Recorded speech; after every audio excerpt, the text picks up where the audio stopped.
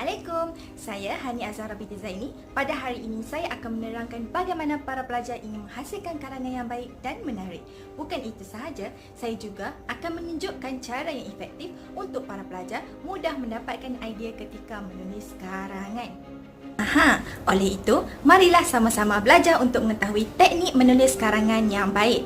Saya harap semua dapat memberi perhatian yang baik sepanjang saya mengajar pada hari ini. Hari ini, kita akan belajar teknik karangan yang baik. Pasti ramai yang tidak suka untuk menulis karangan disebabkan karangan tidak mudah diolahkan, kan? Sebenarnya bukan karangan yang susah, tapi kita tidak mengetahui teknik untuk mengembangkan karangan dengan baik. Jadi, saya rasa mungkin lepas kamu semua tahu teknik yang mudah ini, pasti kamu akan lebih bersemangat untuk menghasilkan karangan. Okay, baiklah, seterusnya, apa yang perlu ada dalam sesebuah karangan yang lengkap? Kamu semua perlu tahu bahawa dalam karangan perlu ada pendahuluan, isi dan juga penutup. Perlu tahu tiga ini. Pertama sekali, cikgu akan menerangkan cara untuk memulakan karangan dengan membuat pendahuluan terlebih dahulu. Bagaimana ingin membuat pendahuluan? Kamu perlu baca soalan terlebih dahulu dengan teliti dan fahami kehendak soalan. Kenal pasti tema tajuk karangan tersebut. Kemudian, beri penyertaan umum atau definisi. Seterusnya, beri huraian kepada definisi dan akhir sekali beri ayat penegasan. Saya akan menerangkan beberapa kaedah paling mudah untuk menulis karangan dalam pendahuluan. Yang pertama, kaitkan dengan masa. Lebih mudah jika kita memulakan karangan dengan kaitkan dengan masa. Mulakan karangan dengan masa seperti kini, pada cuti sekolah yang lalu, sejak akhir-akhir ini, pada era globalisasi ini. Contohnya, sejak akhir-akhir ini, masyarakat kurang menjaga kebersihan alam sekitar. Yang kedua, jelaskan maksud. Jika kita dapat memberikan maksud atau definisi dengan baik terhadap kata kunci tema, ianya lebih bagus. Gunakan kaedah ini. Baiklah, cikgu bagi contoh ya.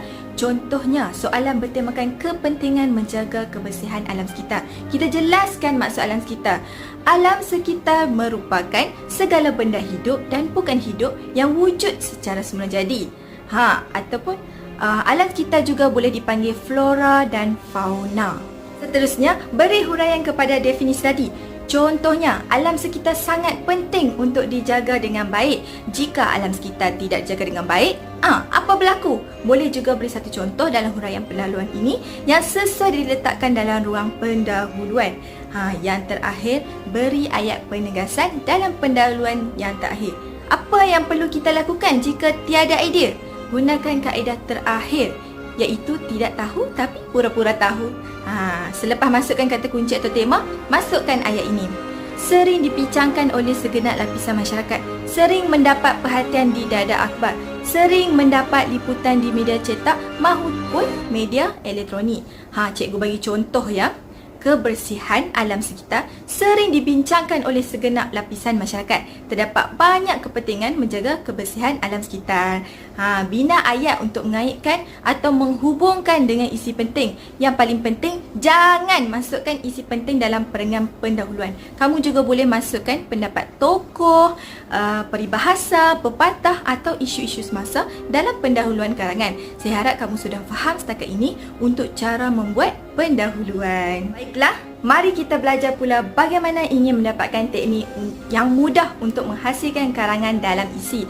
Karangan dalam bahagian isi antara bahagian yang paling mudah untuk kamu semua mendapat markah yang baik.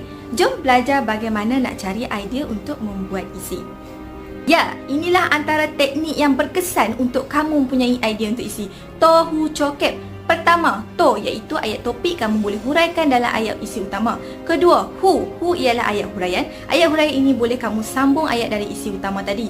Jika tak ada idea, boleh cuba tanya diri kamu mengapa atau kenapa idea utama itu sekian-sekian. Jadi kamu akan mudah mendapat idea apabila kamu cuba bertanya diri kamu. Ketiga, Jo merupakan ayat contoh dalam karangan. Nak dapatkan markah yang penuh, kamu sangat perlukan ayat contoh. Ayat contoh ni bebas kamu nak tulis apa pun yang kamu tahu yang berkaitan dengan tajuk yang diberikan. Jika tiada idea, tanya diri kamu bagaimana isi utama tu ataupun contoh-contoh lain yang sesuai. Keempat, iaitu ayat kesan. Ayat kesan ni kamu bolehlah bagi kesan apa yang terjadi jika jadi itu ini. Apa yang berlaku jika tidak menjaga alas kita. Apa yang berlaku jika tidak menghormati orang tua dan sebagainya. Kelima, P. Apa itu P? P ialah ayat penegasan. Ayat penegasan ini boleh je kamu bina ayat menyokong segala isi yang kamu sudah hurai atau nak bagi rumusan dalam ayat isi kamu. Bahagian isi ni sangat seronok tau. Nampak je macam susah, tapi sebenarnya bila kita tahu teknik yang mudah, senang rupanya. Kita boleh guna teknik tahu cokek ni. Selepas ini kamu pasti bersemangat untuk hasilkan karangan guna teknik tahu cokek ini. Teknik tahu cokek iaitu topik huraian, contoh, kesan dan penegasan sangat berguna dalam penulisan karangan untuk idea di dalam bahagian isi. Dalam setiap perenggan isi boleh diisi dengan teknik tahu cokek ini. Mari cikgu tunjukkan pada kamu bagaimana menggunakan teknik tahu cokek menggunakan tema yang kita sedang bincangkan, iaitu kepentingan menjaga kebersihan alam sekitar. Kita mulakan dengan to, iaitu ayat topik. Antara kepentingan menjaga kebersihan alam sekitar ialah untuk mengurangkan berlaku pencemaran. Hal ini dikatakan demikian kerana pencemaran alam sekitar boleh memberi kesan yang buruk terhadap kehidupan di dunia. Contohnya, ia berlaku pencemaran udara yang dilakukan oleh manusia sendiri seperti pembakaran terbuka dan pencemaran kenderaan bermotor. Kesannya, manusia mudah berisiko mendapat pelbagai penyakit disebabkan oleh pencemaran. Oleh itu, usaha untuk mengekalkan kebersihan alam sekitar merupakan langkah penting untuk kesihatan manusia. Dengan menggunakan teknik tahu cokek ini, kamu boleh mengarang isi karangan yang lebih teratur dan mudah difahami. Sekarang, kamu juga sudah faham cara membuat isi dalam karangan kan? Kita pergi pula ke cara membuat idea untuk penutup. Cikgu, takkan penutup pun nak ajar? Kami buat je lah kesimpulan dari penutup ni. Nampak je benda kecil kan penutup ni. Tapi di bahagian penutup ni lah, ramai orang rugi tak olahkan ayat penutup dengan baik. Tutup karangan tu macam hempas pintu je. Jadi cikgu nak ajar cara tutup karangan dengan baik. Kita masuk rumah orang, kita keluar rumah orang dengan baik dan berhemah.